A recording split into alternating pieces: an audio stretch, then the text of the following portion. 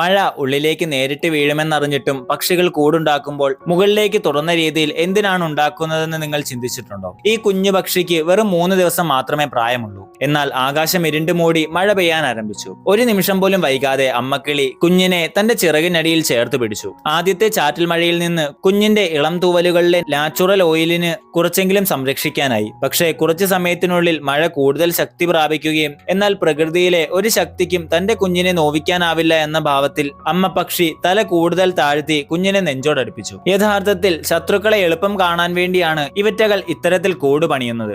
എന്നാൽ അതേ തീരുമാനം തന്നെയാണ് അവയ്ക്ക് ഏറ്റവും വലിയ വെല്ലുവിളിയാവുന്നത്. എന്നിരുന്നാലും അമ്മ പക്ഷി പിന്മാറിയില്ല. കാരണം ആ കുഞ്ഞിന് ഈ ലോകത്തിലുണ്ടായിരുന്ന ഏക മേൽക്കൂര അവളായിരുന്നു. നീണ്ട മണിക്കൂറുകൾക്ക് ശേഷം മഴ ഒടുവിൽ അവസാനിക്കുകയും സൂര്യൻ വീണ്ടും പ്രത്യക്ഷപ്പെട്ടു. അപ്പോൾ അമ്മ പക്ഷി ആശ്വാസശ്വാസം വലിക്കുകയും കുറച്ചു സമയത്തിന് ശേഷം അവൾ കുഞ്ഞിന് ഭക്ഷണവുമായി മടങ്ങിയെത്തി. ഈ അമ്മ പക്ഷിയുടെ സ്നേഹവും കരുതലും നിങ്ങളുടെ ഹൃദയം കവർന്നുവെങ്കിൽ സബ്സ്ക്രൈബ് ചെയ്യുക.